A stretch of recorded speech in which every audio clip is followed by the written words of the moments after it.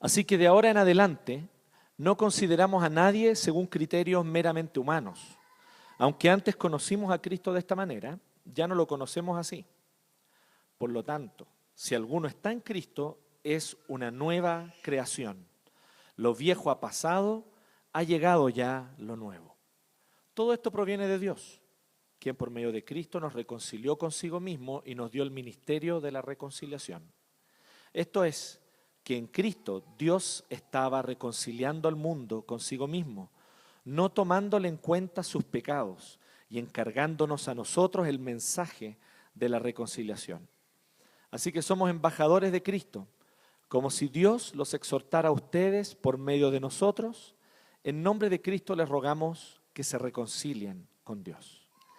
Al que no cometió pecado alguno, por nosotros Dios lo trató como pecador, para que en él recibiéramos la justicia de Dios. Oremos. Gracias, Señor, te damos por tu palabra. Gracias, Dios, en esta hora porque podemos leerla, porque podemos reunirnos con libertad, porque podemos, oh Dios, alabarte con libertad en este lugar, en este país, en esta ciudad. Y te agradecemos también, Señor, porque podemos en esta hora mirar a la Escritura, mirar a tu palabra y poder recibir de ella, Señor, la instrucción. Pero no solo la instrucción, sino también recibir por medio de tu palabra el poder de tu Espíritu Santo.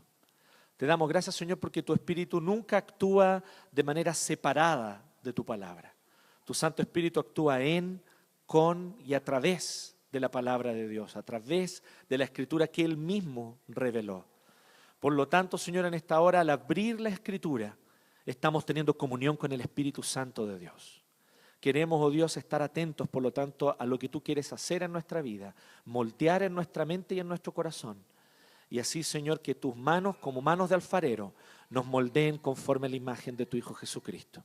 Es lo que te pedimos en el nombre de Jesús. Amén.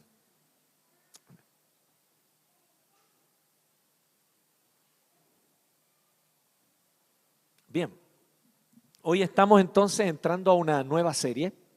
Esta serie se llama ¿Qué significa ser misional?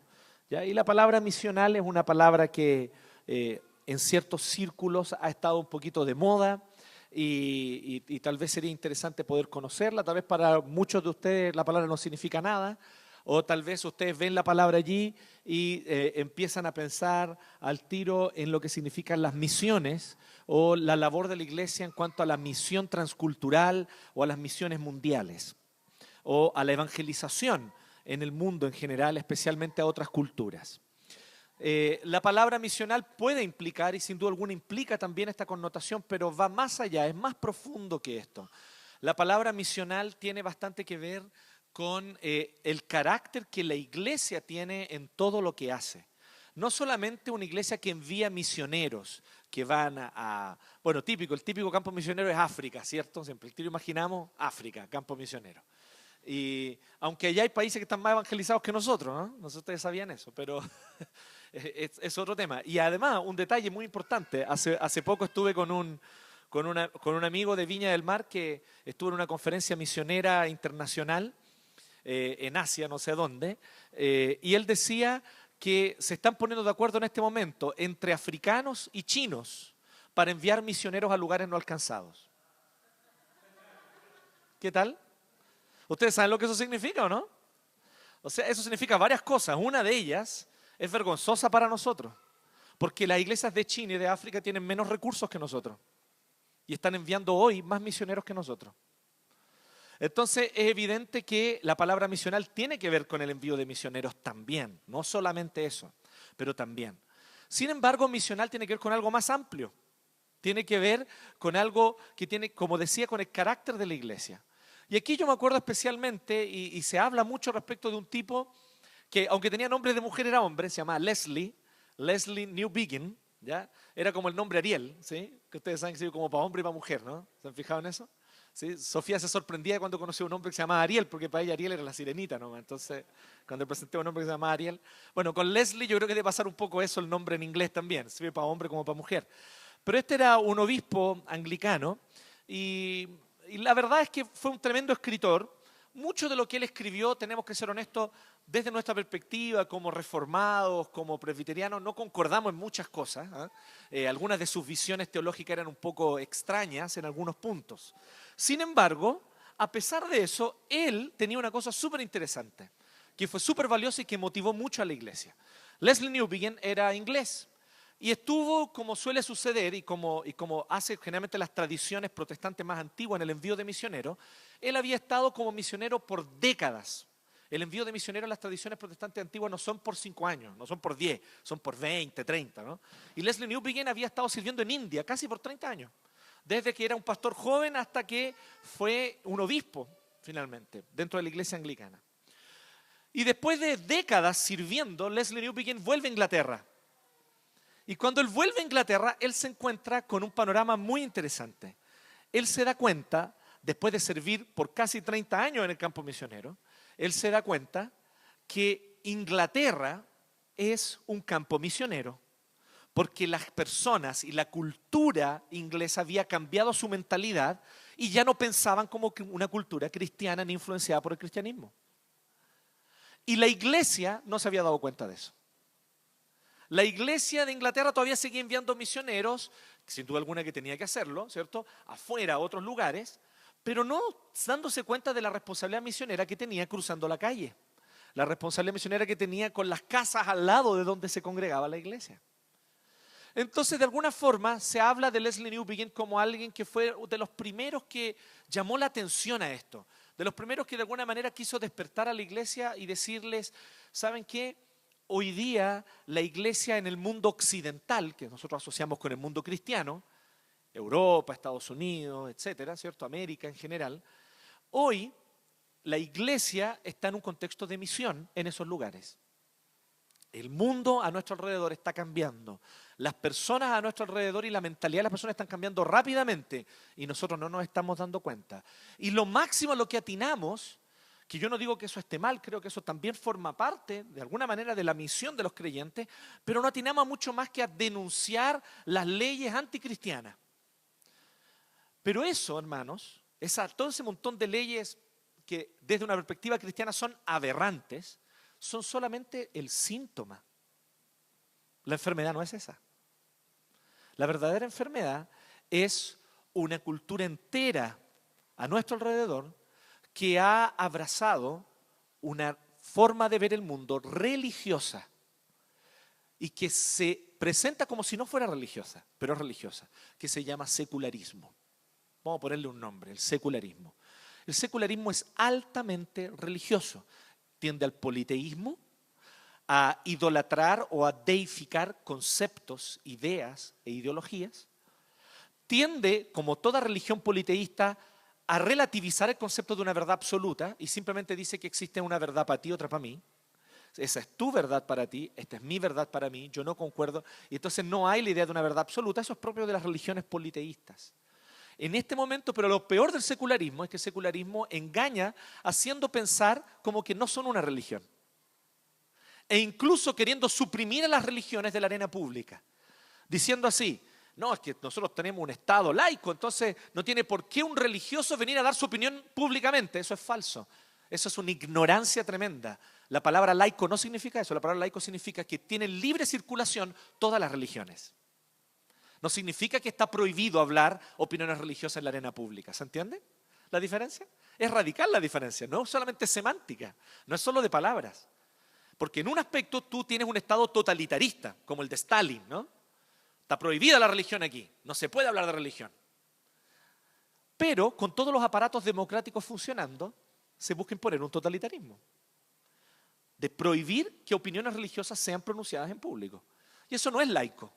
Lo verdaderamente laico es el que permite que toda religión pueda opinar en público. Eso es lo verdaderamente laico. Por lo tanto, nosotros estamos viendo un trastorno y el avance de una forma de pensamiento.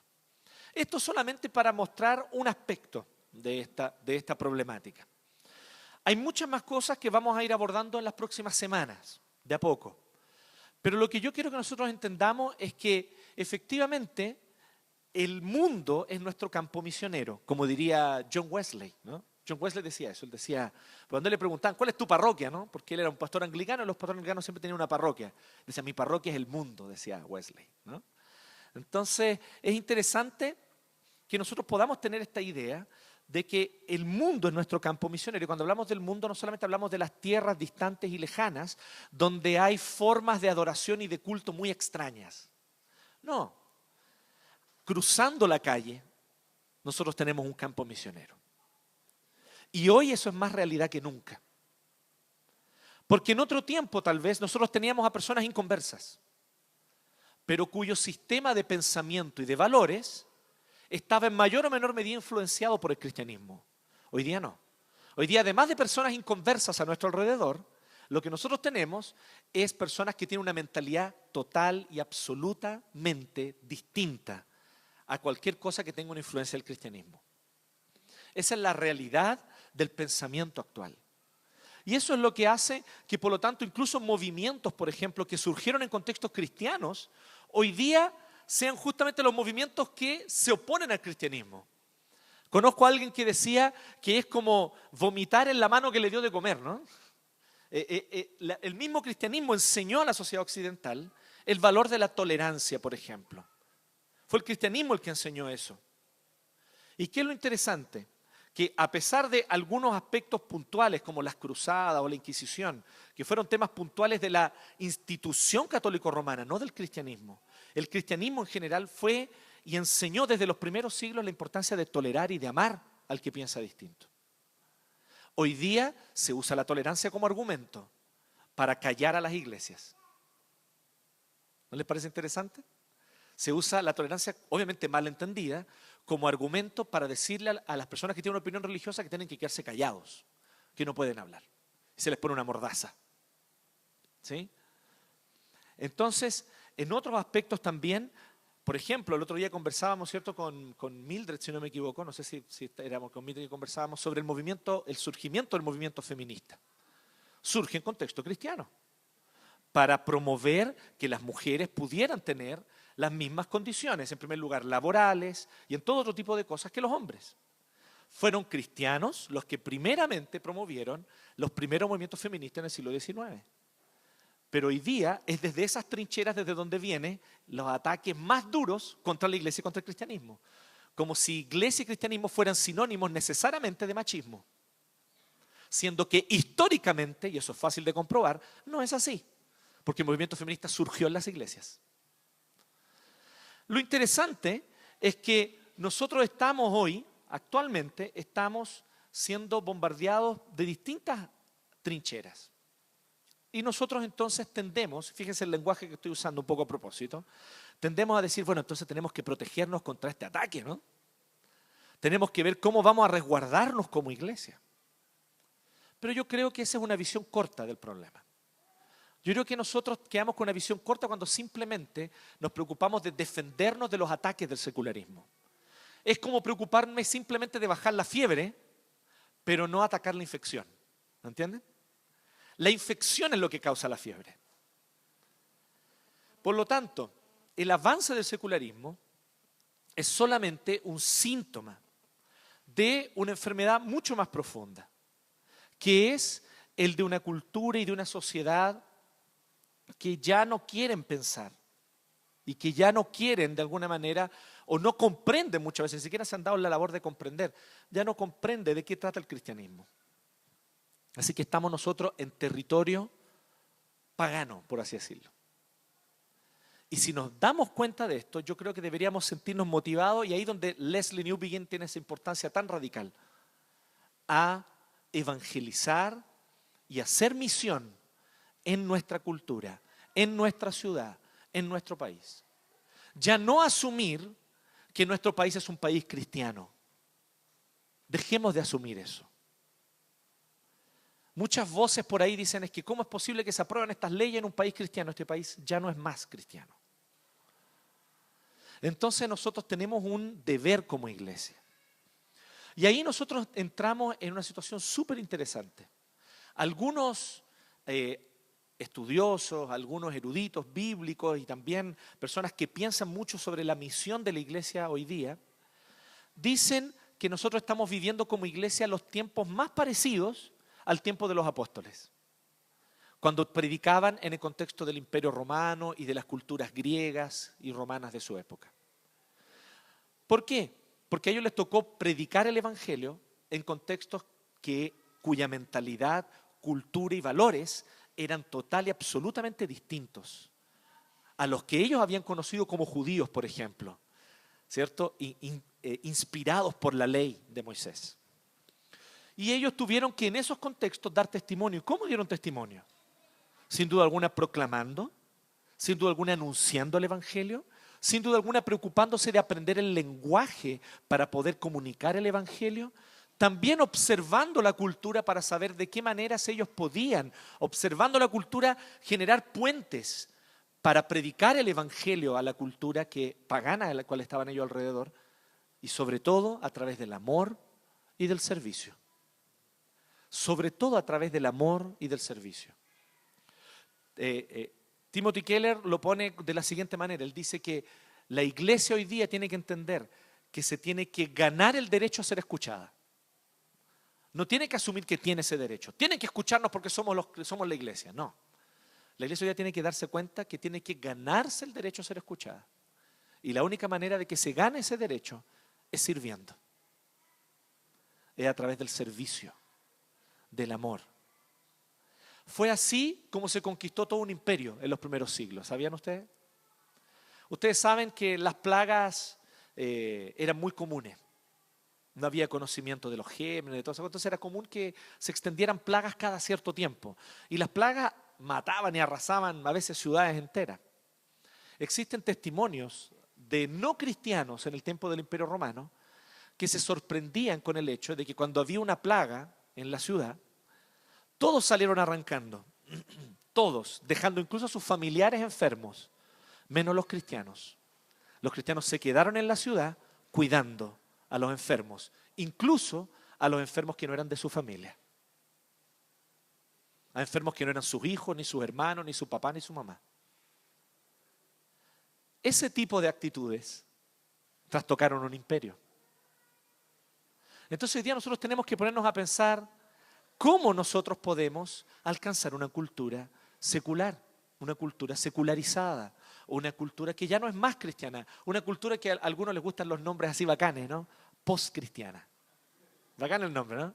Es como entre postmoderno, pero como más pulento, así.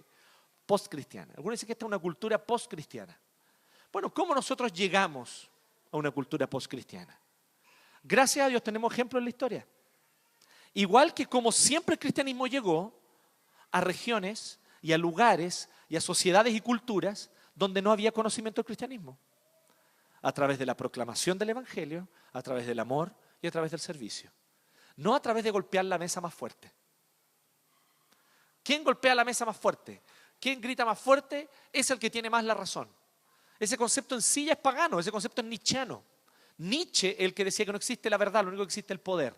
Entonces, que golpea la mesa más fuerte va a tener la razón, porque no existe la verdad, solo el poder. Ese es un pensamiento totalmente nihilista, humanista, anticristiano. Nosotros como cristianos sabemos y entendemos una cosa, que la verdad es la verdad donde quiera que sea.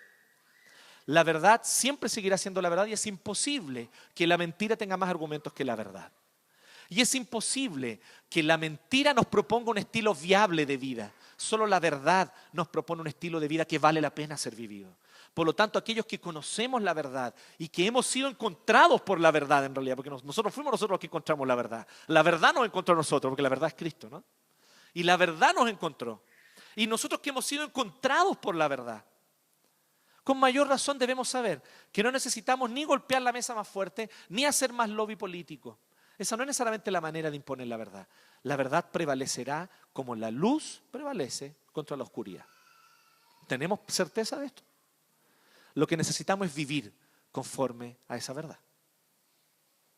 Y vivir afuera, ¿no? Vivir al salir de estas puertas.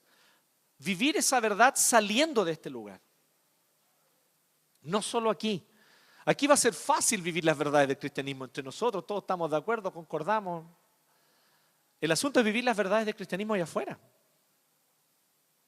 Entonces, Todo esto motiva a que nosotros queramos hablar sobre lo que significa ser una iglesia misional. Entonces, en cada mensaje que vamos a tratar, vamos a dar un aspecto de la respuesta. Y hoy día vamos a dar la primera respuesta. ¿Qué significa ser misional? El título de la serie, ¿cierto? Y la primera respuesta hoy significa unirse a la obra de Dios. Eso significa unirse a la obra de Dios. Vamos a ver otras cosas más adelante, pero este es un primer aspecto. Y por eso leímos 2 Corintios, no 16 al 21, 5, 16 al 21, sorry, ese fue un error mío. Capítulo 5 del 16 al 21. Si tienen su Biblia ahí, ustedes van a encontrar que 2 Corintios es una carta muy interesante. Es una de las cartas donde el apóstol Pablo se pone más teológico y tiene un fuerte contraste con la primera carta a los Corintios. Porque la primera carta a los Corintios era muy práctica, muy de instrucciones prácticas, exhortaciones, pero la segunda es como bien teológica. Pero lo interesante es que el apóstol Pablo habla muchos conceptos teológicos, no pocos. Y uno de los conceptos que él introduce aquí en la segunda carta a los Corintios es el concepto del ministerio de reconciliación. Y aquí es donde nosotros vamos a entrar en la visión de Dios. Porque tenemos que pensar esto. ¿Cuál es la visión de Dios para un mundo secularista? No cuál es la visión de la iglesia. Porque si lo vemos solo desde la perspectiva de la iglesia, vamos a querer nosotros entonces levantar banderas, golpear la mesa, hacer lobby para que nuestro poder se haga notar.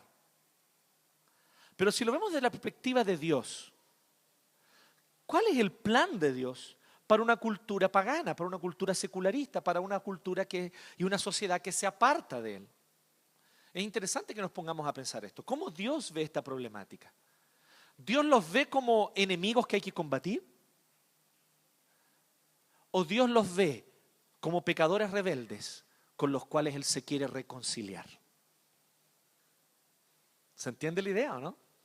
Yo sé que a nosotros nos cuesta, yo tengo que ser honesto con ustedes, me cuesta un mundo imaginarme a Girardi convertido. Lo siento, ¿sí? Me cuesta muchísimo, ¿sí? No, si no saben quién es Girardi, pero es una de las personas que más ha echado a perder la política en Chile. Entonces, uno los ve y uno dice, ¿qué pasa aquí? ¿No? ¿Cómo uno puede realmente estar interesado en la conversión de alguien? Solo desde la perspectiva de Dios. No hay otra, ¿me entienden o no? ¿Se fijan? Hace un tiempo nosotros hablábamos, ¿no? Los compadres que hicieron una peor canallada que alguien pueda hacer, ¿no? Ponerse de acuerdo para subirle el precio al confort, hermano, al confort. Puede haber sido las camisas polo, ¿me entienden o no? A los perfumes, ¿me entienden? No, al confort que todo el mundo usa. ¿Es una maldad o no? Pero nosotros nos ponemos desde el punto de vista de Dios. ¿Qué es lo que Dios quiere? Dios quiere reconciliar a esas personas consigo mediante Cristo. Soy honesto con ustedes, no es mi perspectiva. Mi perspectiva natural no es esa. Para ver las cosas desde ese punto de vista necesito que Dios me dé su perspectiva, porque yo no la tengo. De mí no sale esa perspectiva, le aviso el tiro. Pero cuando yo veo 2 Corintios 5, por ejemplo, yo veo que Dios efectivamente quiere reconciliar al mundo rebelde, que es rebelde hacia Él, consigo. Simon Kistemaker, que es un comentarista al Nuevo Testamento, Simon Kistemaker, al comentar este texto, él dice una cosa súper interesante. Él dice que nos debe llamar la atención potentemente el hecho de que aquí ha habido un desentendimiento, un desencuentro, una pelea, una división entre Dios y la humanidad, ¿cierto? Ha habido una pelea. ¿Y qué ocurre cuando hay una pelea? Nosotros tendemos a pensar, bueno, la parte que ofendió debiera tomar la iniciativa de reconciliarse. Pero aquí no es lo que ocurre. Aquí la parte que ofendió sigue corriendo en su camino y es Dios, la parte ofendida, quien busca al ofensor para reconciliarse. ¿Se fijan que ya no es lógica humana? Porque nuestra lógica humana es, no, pues el que ofendió tiene que acercarse primero, ¿sí o no?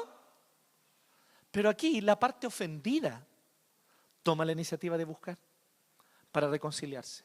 Eso es lo que nosotros tenemos aquí en 2 Corintios 5.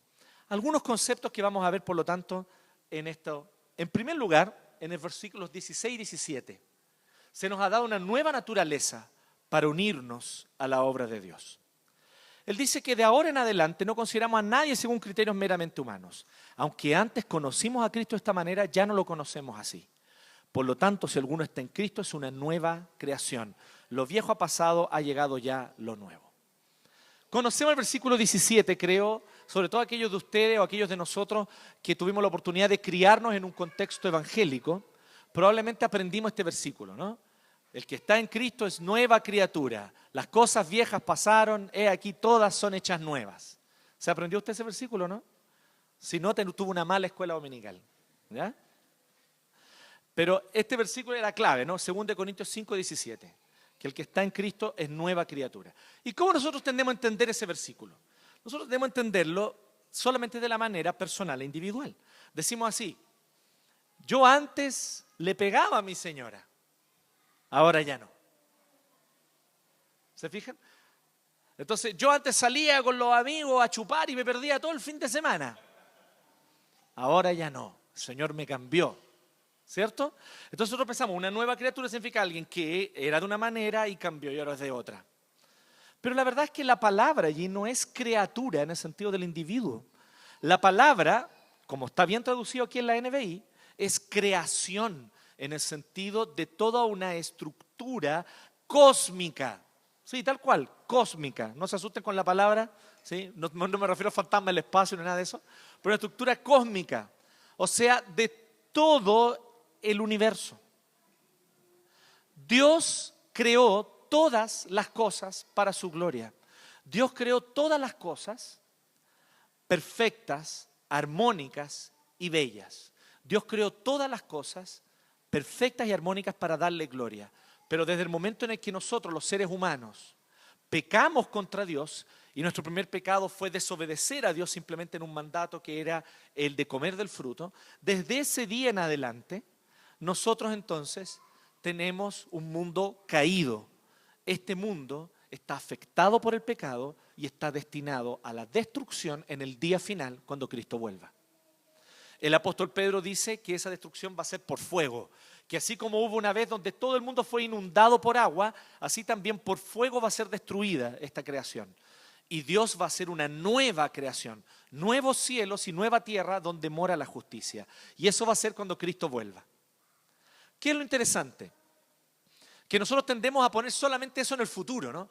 Cuando Cristo vuelva, que falta mucho tiempo, va a haber una nueva creación.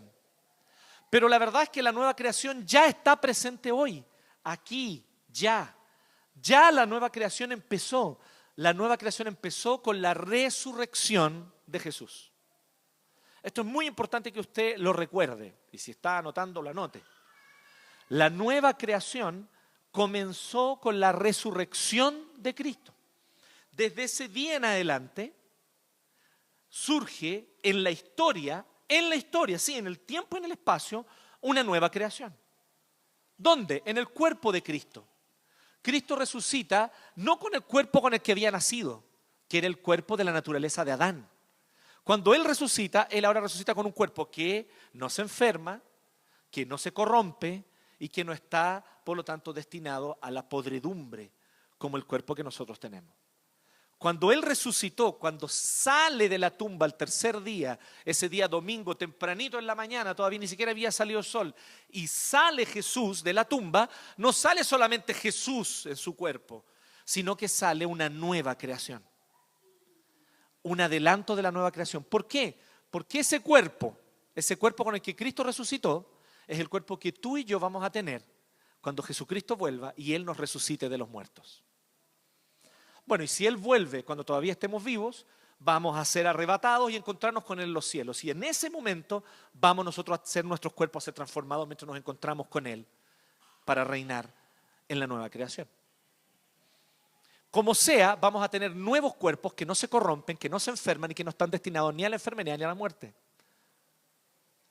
Ese cuerpo ya existe, Cristo lo tiene y Cristo ya resucitó con Él. ¿Me siguen hasta acá? Tremendo, ¿no? Significa eso que la nueva creación ya es una realidad. Pero además, Pablo dice así, que si alguno está en Cristo, es nueva creación. Y ahí viene la pregunta. Pero yo tengo cuerpo de Adán. Muy claro, ¿no? Sí, de hecho, yo estoy con cuerpo de Adán en este momento, estoy un poco enfermo, no tiene por qué saber eso, pero bueno. Pero en este momento no me siento del todo bien, ¿sí? Comí algo que no debía haber comido ayer. Y entonces, es parte del cuerpo de Adán, ¿o no? Es parte del cuerpo de Adán. Entonces, las mujeres saben esto muy bien en esta época del año, que es cuando se empiezan a preparar para el verano, ¿no? Ahí entonces empiezan a sufrir, empiezan a decir, oye, maldita Eva, ¿no? Que comiste de ese fruto, ¿sí? Entonces, sentimos nosotros las consecuencias de esto. Ahora, ¿qué es lo que ocurre? Que nosotros, aunque tengamos nuestros cuerpos y nuestra propia naturaleza espiritual todavía pecaminosa, tenemos también, y nos fue implantada, la nueva naturaleza de Cristo y de la nueva creación. Eso es lo que ocurre cuando tú naces de nuevo por el poder del Espíritu y eres convertido por Dios a Jesucristo. Se implanta en ti la nueva naturaleza. Y eso es lo que habita dentro tuyo y eso es lo que lucha adentro tuyo. Por eso que sientes ganas y quieres pecar, pero hay una lucha dentro tuyo que no te permite pecar tan fácilmente. Por eso tú tropiezas, caes, cedes a la tentación y pecas, pero entonces hay una nueva naturaleza dentro tuyo que se contrista con el Espíritu de Dios, se contrista dentro tuyo, te hace sentir tristeza, te hace dolerte por tu pecado y buscar volver al Señor. Esa es la nueva naturaleza. Por lo tanto, eso significa que tú ya eres nueva creación ahora, ya. ¿Se habían puesto a pensar en eso? Ya tenemos un adelanto de la nueva creación en nosotros. Los cuerpos es la parte final, dejemos eso para cuando Jesús vuelva. Pero por ahora, ya en nuestro corazón ha sido implantada una nueva naturaleza. Eso significa que nosotros técnicamente no pertenecemos aquí. Técnicamente pertenecemos a una nueva creación. Por eso que él dice que de ahora en adelante no consideramos a nadie según criterios meramente humanos. Qué importante es tener esto en consideración. No consideramos a nadie según criterios meramente humanos. Porque esto significa que nosotros al mirar a las personas que blasfeman contra Cristo, que blasfeman contra las verdades del cristianismo, que de alguna manera quieren incluso imponer a través del poder y a través del lobby, imponer un silencio, una mordaza a los cristianos, nosotros somos llamados no a mirarlos con criterios meramente humanos, o sea, no a mirarlos con odio, sino a mirarlos como nosotros hemos recibido la nueva naturaleza. A nadie ya consideramos según criterios meramente humanos. Eso significa mirarnos entre nosotros también y mirarnos y decir, bueno, somos gente súper distinta a los que estamos aquí, con intereses distintos, con visiones diferentes, con visiones políticas distintas, con orígenes diferentes, que provenimos de familias distintas. Tenemos de todo para no ser un solo cuerpo. Pero en Cristo somos un solo cuerpo. ¿Y cómo podemos vernos como un solo cuerpo? Si nosotros consideramos, no según criterios meramente humanos, sino conociendo a través de Cristo el uno al otro. Eso es importante, ¿no? Ver a alguien y no verlo a él. Ver a alguien y no verla a ella. Ver a Cristo que lo cubre, porque es mi hermano, porque es mi hermana, porque ha creído en Cristo. Ya vamos a hablar un poquito más sobre eso. Así que lo primero es que se nos ha dado una nueva naturaleza para unirnos a la obra de Dios. Solo como una pequeña conclusión de esto. Esto significa que nosotros no podemos decir, es que yo no puedo unirme a la obra de Dios. Es que no tengo la capacidad para hacerlo. Es que yo no tengo dones para hacerlo, es que yo no soy capaz. Cuando tú dices eso, tú estás blasfemando. Porque lo que tú estás diciendo es que Dios no es capaz a través de ti. Unirnos a la obra de Dios es un llamado solemne que no podemos nosotros evitar ni revocar. Que no podemos sacarle la vuelta, no podemos nosotros buscar otra solución, no. Esto es, el Señor nos llama a unirnos a su obra ¿Y qué es lo maravilloso? Que Él nos ha dado una nueva naturaleza para que podamos asumir ese llamado.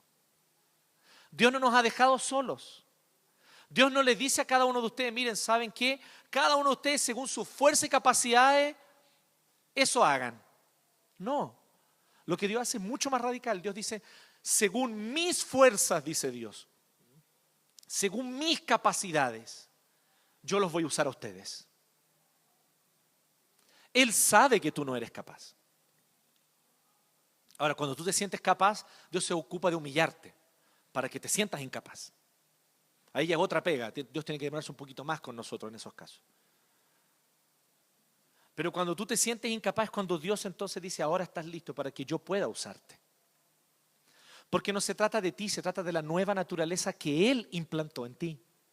No se trata de tus fuerzas, se trata del Espíritu de Dios que con sus fuerzas sobrenaturales actúa en ti y a través de ti. Entonces nosotros no podemos venir y decir, es que yo no tengo capacidad para eso, pastor, así que a mí no me cuentan. Es que yo no tengo la capacidad, así que no. Claro, con criterios meramente humanos, muy probablemente no tienes la capacidad. Pero el punto es que ya no hay criterios meramente humanos para considerarnos unos a otros. Ahora nos consideramos a todos en Cristo. Somos nueva creación. Lo viejo ha pasado, ha llegado ya lo nuevo. Ha llegado ya lo nuevo. Es una realidad ahora, ya. ¿Bien? ¿Se acuerdan del ya y todavía no? Cuando vimos Apocalipsis. ¿Sí? Este es un aspecto del ya, no del todavía no. Este es un aspecto del ya. Ya tenemos el poder de Dios en nosotros, ya tenemos al Espíritu Santo habitando en nosotros, ya tenemos una nueva naturaleza, dada por Dios, dada por gracia, por medio de la cual nosotros podemos cumplir el llamado que Dios nos hace. Ahora, ¿cuál es ese llamado? Aquí viene lo más importante. Hemos sido llamados a unirnos a la obra que Dios está realizando. Hemos sido llamados a unirnos a la obra que Dios está realizando. El 18 parte clarito, el apóstol Pablo dice, todo esto proviene de Dios. Esto no nació de nosotros, esto no es una iniciativa, no es que la iglesia viene y se reúnen los líderes y dicen así, entonces ahora vamos a formar una iglesia. Bien, ya, y ahora entonces que formamos la iglesia, ¿qué objetivo le vamos a poner? No, pongámosle ahí que es predicar el evangelio, ya, buena, listo. No somos nosotros los que nos ponemos de acuerdo para armar la iglesia. La iglesia proviene de Dios. Es Dios quien toma la iniciativa de formar a la iglesia. Allá en los primeros siglos, pero también hoy. Y es Dios quien nos da la nueva naturaleza para que nosotros atendamos este llamado. Dice, quien por medio de Cristo nos reconcilió consigo mismo y nos dio el ministerio de la reconciliación. Entonces, ¿quién nos reconcilió? ¿Quién lo hizo? ¿Quién tomó la iniciativa? Dios. Dios nos reconcilió consigo mismo.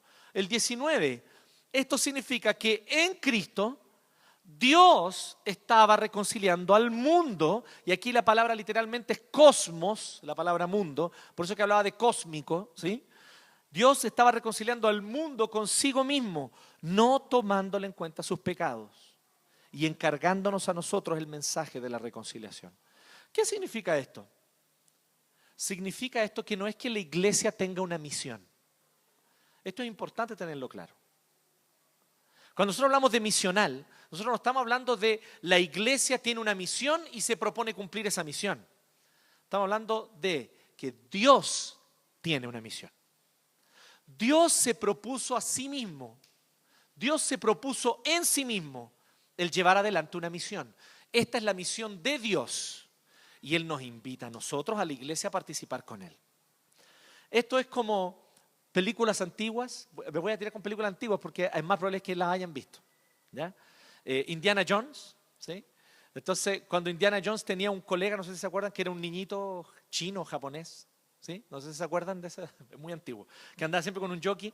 Entonces, el niño imitaba todo lo que Indiana Jones hacía, ¿no? Entonces, Indiana Jones, pero ¿de quién era la aventura? Es de Indiana Jones. ¿De quién era la misión? Indiana tenía la misión, ¿no? Pero este niño lo acompañaba en las misiones e iba con él y más encima lo imitaba, ¿no? Si Indiana Jones se ponía el sombrero así, él se ponía su jockey así, lo imitaba. Iba ahí atrás de Indiana Jones. Bueno, nosotros somos ese niño. Eso es la iglesia. Esa es la iglesia. La iglesia imita a Cristo y sigue a Cristo en una misión que es de Cristo. La misión es de Él. Jesús dijo eso clarito cuando Él se encontró con la mujer samaritana. Él le dijo así, que el Padre está buscando a los adoradores. El Padre está cumpliendo una misión de buscar a los adoradores, o sea, aquellas personas que habiéndose rebelado contra Dios están lejos de Él, Dios los está buscando para reconciliarlos y para que vuelvan a conocer el gozo y el placer de adorarle. Entonces Dios está haciendo eso. Y mientras Dios lo va haciendo, Dios usa a la iglesia. Dios te usa a ti. Tú eres la iglesia. Dios me usa a mí. Yo soy la iglesia. Nosotros somos la iglesia. Entonces, esta es la misión de Dios. Esta es una primera cosa que tú tienes que considerar aquí. Esta misión es de Dios, no es nuestra. Dios está reconciliando la creación consigo mismo a través de Cristo. Entonces, ¿qué es lo que Dios hace? Dios comienza a llamar a los corazones al arrepentimiento para que se vuelvan a encontrar con Él. Corazones reconciliados con Dios son los corazones que pueden servir a través de sus diversas vocaciones, servir al prójimo y dar gloria a Dios con lo que hacen. No necesariamente tú tienes que tener un llamado para ser misionero, para ser misional. ¿Se entiende o no? No solo los misioneros son misionales. No solo los pastores son misionales. Todo creyente es misional. Porque todo creyente ha sido involucrado y ha sido atraído a la misión de Dios. Y Dios quiere que tú cumplas tu misión a través de tu negocio. Dios quiere que tú cumplas tu misión a través de tu empresa. Dios quiere que tú cumplas tu misión a través de tu oficio. Dios quiere que tú cumplas tu misión y la misión de Dios a través de tu profesión. Dios puso en tu corazón el anhelo y el deseo de seguir una vocación. Esa vocación es para su gloria, cualquiera que ésta sea. Profesor, zapatero, arquitecto, carpintero, asesora del hogar, cualquiera sea el oficio, Dios te llama a darle gloria a Él y a que tomes ese oficio como una misión, porque en la medida en la que tú vas sirviendo al prójimo con lealtad y con fidelidad y vas entonces glorificando a Dios, entonces tú vas reconciliando al mundo con Cristo. ¿No les parece potente esta idea? Un ejemplo que lo comentábamos con las personas de la Nano el otro día. Un amigo, o un conocido más bien, no es amigo. Él trabajó por mucho tiempo en una empresa que presta servicio al Ministerio de Obras Públicas. Así que le tocó construir varios puentes y ser, como ingeniero, supervisar la construcción de varios puentes, entre los cuales no está el Caucao. Y él decía algo súper interesante allá el 2010, por allá por el 2010. Él me comentó, me dijo, fueron tantas peleas, para que no abaratáramos costos en materiales. Yo peleé para que no hiciéramos eso. Yo les decía, no es posible. Entonces decían, es que hay que abaratar costos. Bueno, pero ninguno de los ejecutivos de la empresa estaba dispuesto a abaratar costos, porque ustedes saben cómo esto funciona, ¿no? Son concesiones, ¿no? El Estado, de alguna manera, le entrega recursos a una empresa y la empresa construye el puente. Entonces hay esa millonada de plata. Y él decía, claro, ninguno está dispuesto a viajar a supervisar los puentes en camioneta. No, todos quieren venir en avión. Ninguno está dispuesto a supervisar, a venir a supervisar los puentes y quedarse en un hostal. No, todos quieren quedarse en el mejor hotel de la ciudad. Abaratar costos por ahí no. Pero quieren abaratar costos con los materiales. Entonces él decía, fueron tantas peleas, este ingeniero cristiano, ¿no? Tantas peleas para que no se abarate costos con los materiales. Y cuando vino el terremoto, gracias al Señor, quedó demostrado que yo tenía razón, decía él. Todos los puentes que yo supervisé permanecieron intactos. Los puentes que fueron supervisados por otros, algún problema tuvieron. ¿Eso es o no es reconciliar a la creación con Dios? ¿Se fijan que sí o no? Actuar con justicia, actuar con ecuanimidad,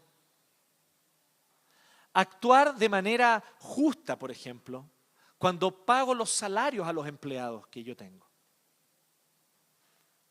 No solamente buscando el beneficio y el lucro para los escalafones más altos de la empresa que reciben bonos millonarios, sino también permitiendo que de hecho todos puedan usufructuar de los beneficios que la empresa percibe.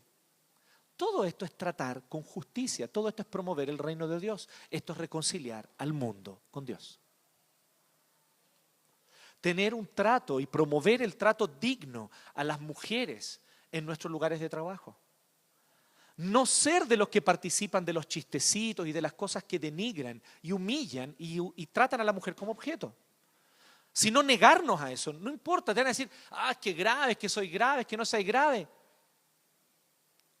Tú sabes muy bien que tú no quisieras que a tu hija la traten de esa forma. ¿Por qué tratas a la hija de otro?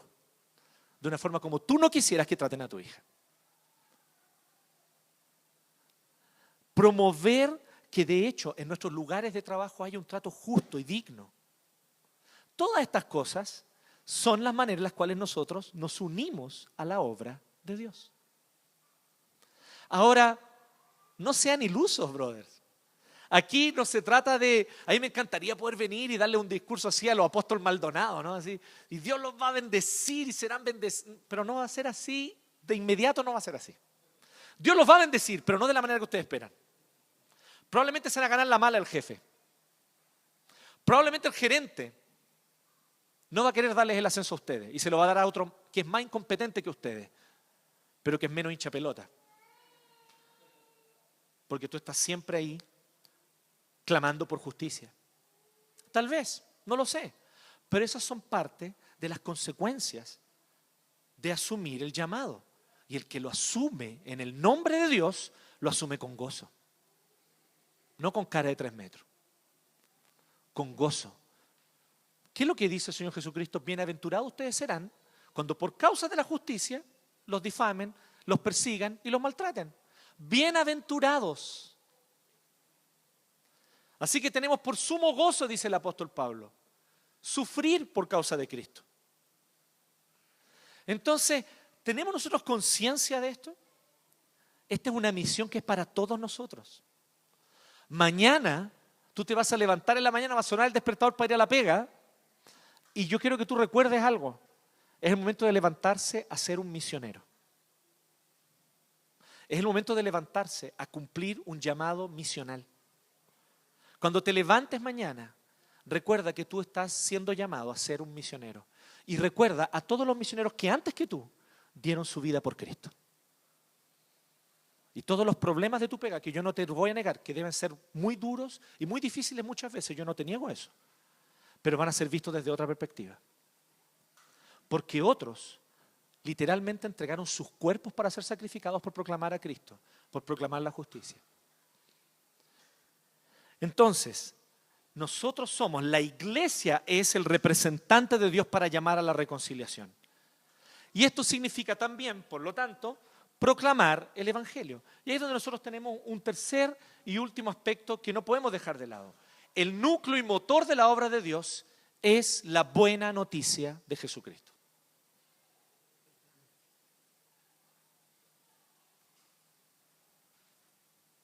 El núcleo y motor, ¿no? Esto es como el condensador de flujo del DeLorean.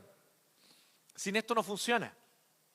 No hay misión aquí sin la proclamación del Evangelio de Jesucristo. Digo esto ¿por qué? Porque yo he visto muchas veces muchos cristianos muy entusiasmados en promover la justicia, pero no desde una visión distintivamente cristiana. Y por promover la justicia abrazan la formulación de causas que pueden ser relativamente justas o correctas, pero abrazan la forma de pensamiento pagana, mundana, sin Cristo. Y a eso le llaman reino de Dios y dicen así, no, es que nosotros estamos promoviendo el reino de Dios. Pero en realidad han abrazado una causa política, en realidad han abrazado una causa ideológica, que no se condice además con una visión del mundo y de la vida desde Jesucristo. Entonces nosotros necesitamos comprender que el núcleo y motor de la obra de Dios en la historia del mundo es la obra de Cristo en la cruz. Este es el núcleo y motor. Miren lo que dice el verso 21. Y ahí me gusta mucho cómo lo pone la Reina Valera, porque la Reina Valera, esta versión más antigua, esta traducción más antigua, dice literalmente algo así, dice, al que no cometió pecado alguno, por nosotros Dios lo hizo pecado. Es como bien radical. Dice que Dios lo hizo pecado. La NBI dice así, al que no cometió pecado alguno, por nosotros Dios lo trató como pecador, para que en él recibiéramos la justicia de Dios. Está bien la traducción, no es que esté mal. Pero creo que la otra mantiene la fuerza original de lo que Pablo quería transmitir. Que efectivamente Dios hizo algo escandaloso. Para reconciliar al mundo consigo mismo, Él personalmente vino a morir en nuestro lugar. Él sabía que nosotros merecíamos el juicio y el castigo, el infierno, que merecíamos sufrimiento eterno, separación espiritual del Padre, separación espiritual de Dios. Él sabía eso. Y que era nuestra propia culpa y responsabilidad. Por eso nosotros ganamos ese, o merecíamos ese castigo. Pero ¿qué es lo que Él hizo? Personalmente Él vino y pagó Él el precio. Y Él sufrió el castigo en nuestro lugar. Eso significa que Él, que no cometió pecado alguno, Dios lo trató como pecador. Al que no cometió pecado alguno, Dios lo trató como pecador. Ese es Jesucristo. ¿Para qué? Para que nosotros recibiéramos la justicia, o sea, la perfección de Dios, la recibiéramos en Él. Todo aquel que cree hoy en Jesucristo y de corazón se entrega a esta verdad de que Jesús efectivamente murió en la cruz y al derramar su sangre pagó el precio por mi pecado, todo aquel que cree esta verdad es declarado justo delante del tribunal de Dios.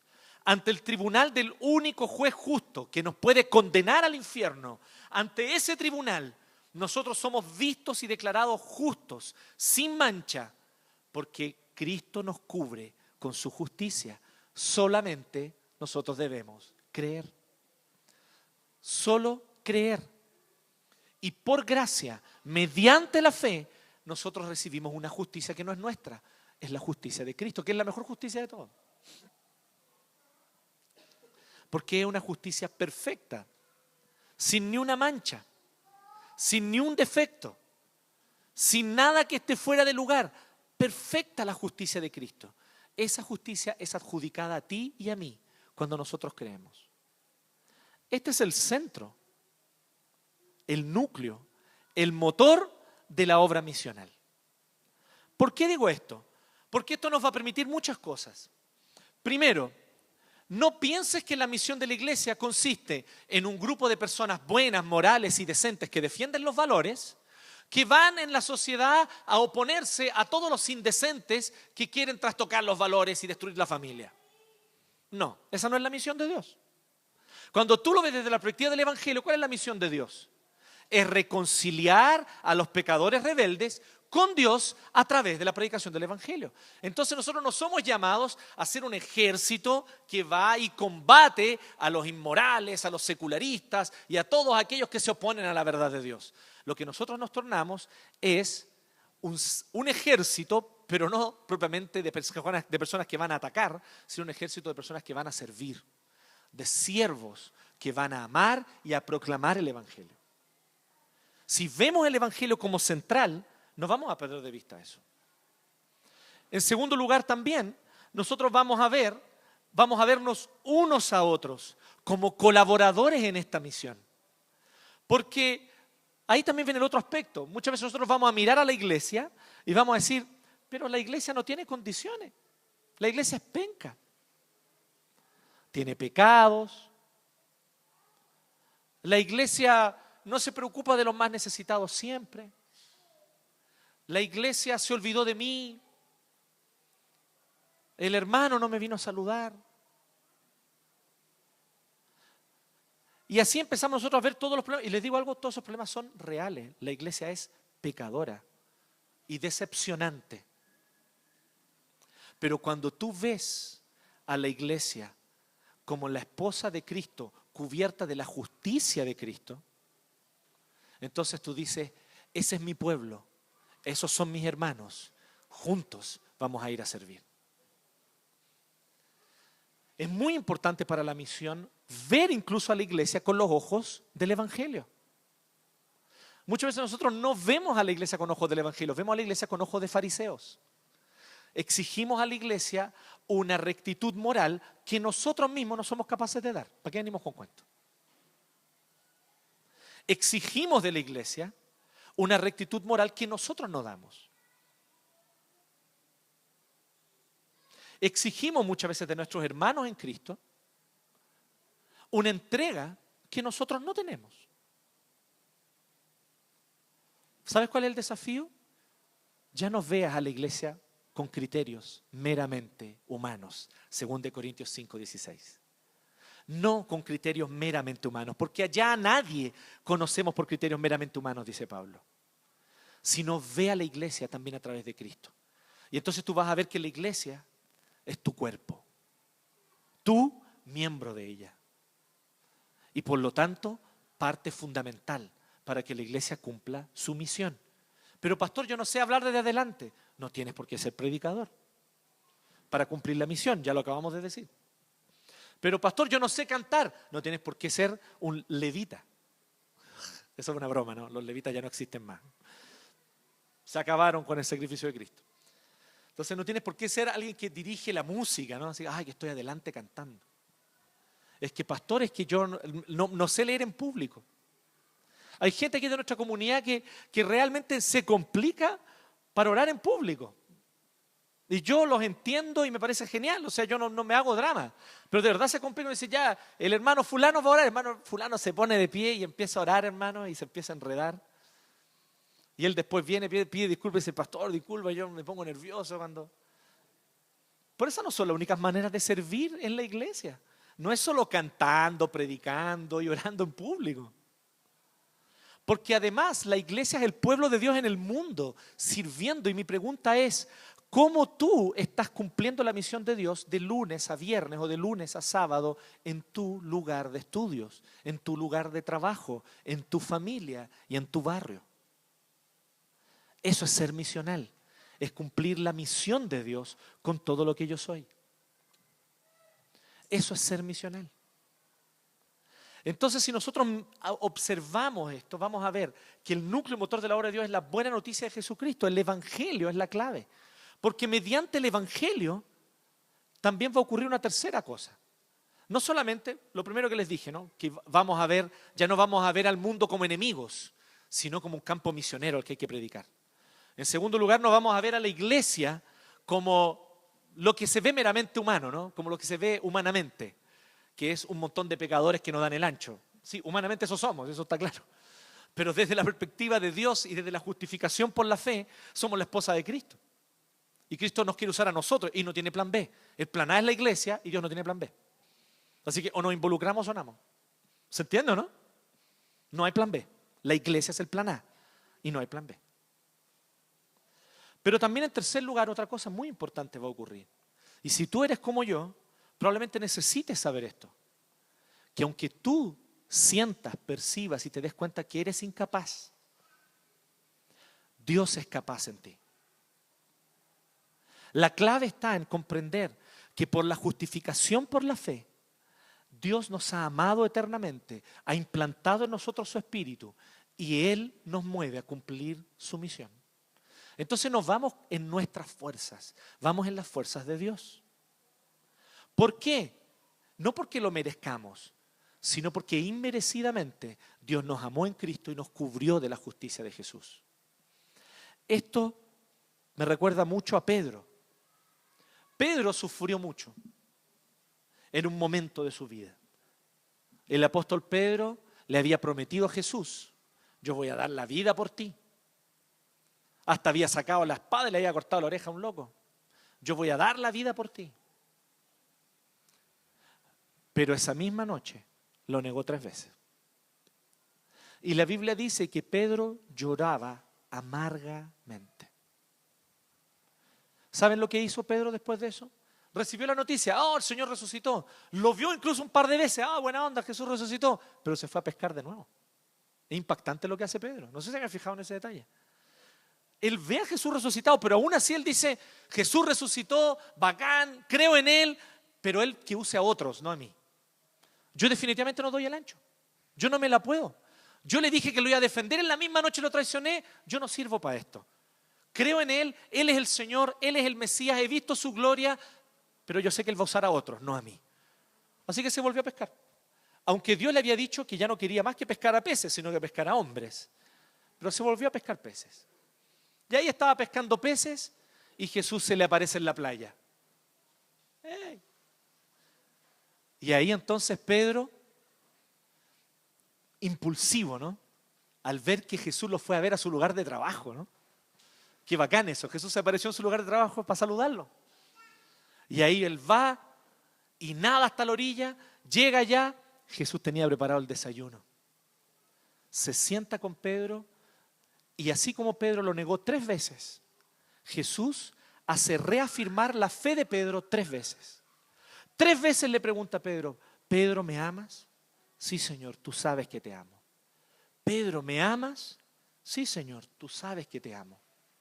Y cada vez el Señor le encargaba la misma misión que le había dado. Le dice, entonces apacienta mis ovejas, apacienta mis corderitos.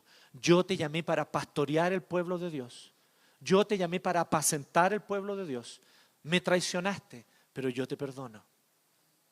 Porque aquí no se trata de los que son capaces, no se trata de los que son moralmente superiores. Aquí se trata de quienes tienen un corazón humilde y entregado. Tú puedes tener conocimientos teológicos, capacitación y experiencia, pero si no tienes un corazón humilde, Dios no te va a usar. Pero si tienes un corazón humilde, aunque no tengas todo lo demás, Dios no solo te va a usar, sino que te va a ir dando las herramientas y capacitándote. Dios no llama a los capacitados, capacita a los llamados. Y desde esa convicción le dijo a Pedro por 3.ª vez, Pedro, ¿me amas? Y ahí dice que Pedro se puso triste porque le preguntaba por 3.ª vez. Y ahí Pedro dice para mí, a mi modo de ver, mi opinión, una de las frases más así que te cortan el corazón. Pedro le dice esto a Jesús, Señor, tú sabes todas las cosas. Pedro no estaba usando retórica barata, Pedro estaba hablando algo súper consciente. Pedro ya conocía a Jesús lo suficiente y sabía que Jesús conocía los corazones. Señor, tú sabes todas las cosas, tú sabes que te amo. Son las contradicciones del pecado, ¿no es cierto? Amamos a Cristo, pero aún así muchas veces le negamos. Pero lo amamos. Y Él sabe todas las cosas. Y Él sabe que le amamos. Yo creo que nosotros debemos también, por lo tanto, fundamentar toda nuestra misión desde el Evangelio también por esto. Porque si no la fundamentamos desde el Evangelio, ¿sabes lo que te va a pasar? Si te crees capaz, te vas a poner orgulloso. Y si te crees incapaz, sin el Evangelio, te vas a tirar al suelo y vas a decir, yo no sirvo para esto, no. Nadie me quiere, todos me odian, me comeré un gusanito. Y no voy a servir a Dios. Aunque Dios te está llamando, no voy a servir a Dios. Y Dios te dice, anda. Y tú dices, no, yo no sirvo. En el polvo y en la ceniza. ¿Sí? Aquí les digo, porque esto me pasa a mí, yo lo estoy representando. Todo el tiempo es una de las dos cosas. Cuando yo no estoy en el Evangelio, o me siento capaz y me lleno de orgullo, o me siento incapaz y blasfemo contra Dios, diciéndole a Dios, Dios, tú no eres capaz de hacerlo a través de mí. Y eso es blasfemia. Porque Dios es todopoderoso, Dios todo lo puede. Y puede usarte a ti también. Puede usarme a mí. Entonces, ser misional significa unirse a la misión de Dios. Y efectivamente, si significa eso, significa unirse a la misión de Dios en y a través del Evangelio. No hay otra forma. Así que volvamos a Cristo, volvamos al Señor. Los quiero invitar a que oremos. Y ahí donde tú estás, te invito a tener un breve momento de oración, tú personal con Dios en silencio por 1 minuto.